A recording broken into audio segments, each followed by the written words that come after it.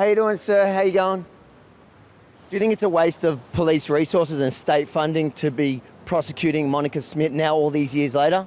If they can't treat me differently because they disagree with my political bias, similarly, they should not be taking a knee at Black Lives Matter because they agree with that. This has now come up to political discrimination, whether activism and journalism can happen at the same time, which of course they can, and also what our freedoms of speech are in this country and how Victoria Police can be used as the government's private army. All of this is coming up simply because they arrested the wrong chick. I'm Yamini for Rebel News outside the County Court here in Melbourne, Victoria, where Monica Smit is in middle of her 10-day trial suing Victoria Police for false arrest and imprisonment during the COVID madness here in our state. As we speak, she is cross-examining the commanding Victoria Police officer from the day. So I am suing Victoria Police for arresting me 3 times in one day, unlawfully and falsely imprisoning me. Now, I've been watching the last hour and a half. I could see you cross-examining one of the police officers who was commanding on the days. Tell us a bit about who that is and what happened and why you're cross-examining this particular police officer. So he was in charge of that entire zone in Treasury Gardens on that day. So everything that happened went through him, basically. How you doing, sir? How you going? Do you regret the enforcement of Victoria Police over COVID? I know you just gave evidence to say that you agreed with the restrictions and the rules and you were happy to enforce them. Do you not see now, 3 years later, that it was a bit of overreach? Do you think it's a waste of police resources and state funding to be prosecuting Monica Smit now all these years later? Do you think it was fair the way that you guys treated Monica? The state shouldn't just concede that they got it wrong, that you got it wrong? Do you want to apologise to Victorians for what Victoria Police did during COVID? Why don't you look at Monica when she asks you questions? Do you think you're above her? Do you think you're above Victorians? There we go.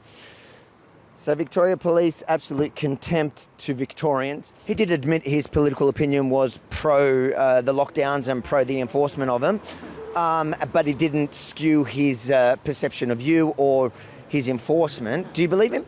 Absolutely not. And I have about 3 more hours of cross-examination, and he can lie as much as he wants.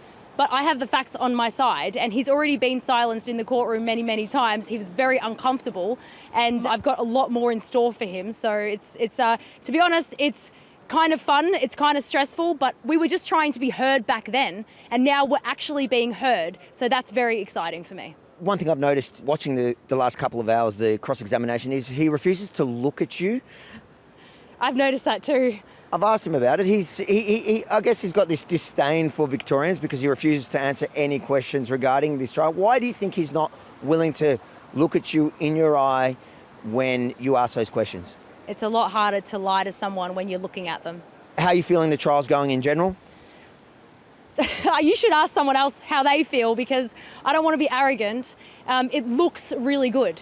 And the only reason is because the facts are on my side, not because I'm special or whatever, but the facts are on my side. However, not being a lawyer, something crazy could happen and the wool could be taken over my eyes. So all I'm going to do is my best, and whatever the result is meant to be. But I got to be honest, so far, it kind of looks like I'm going to win. I did ask him if he believes it's a waste of taxpayer dollars to be essentially fighting you on these false arrests or this case.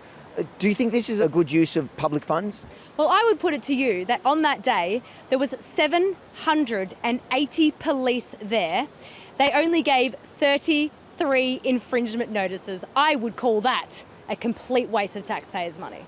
How many of those were paid? 2 of them. Mine were withdrawn. The exact reason that they say I was arrested was withdrawn.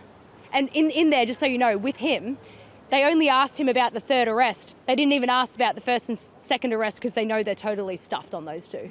So. One last thing, I noticed that the argument came down to, they were saying that you were arrested because you were in groups of larger than 10, which was the COVID restriction at the time.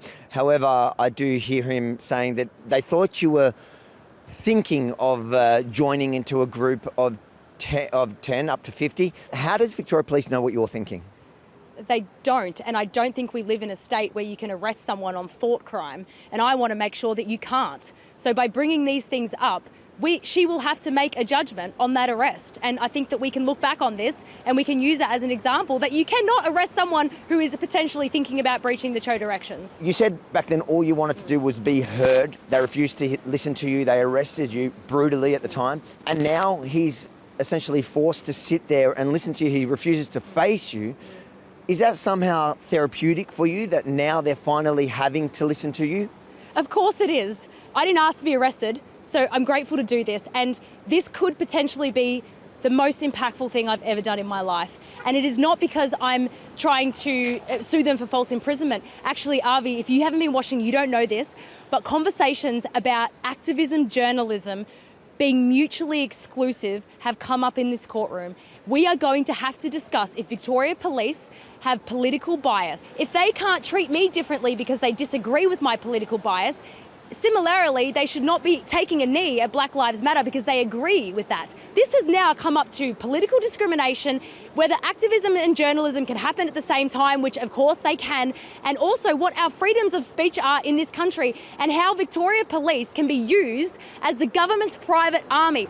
All of this is coming up simply because they arrested the wrong chick.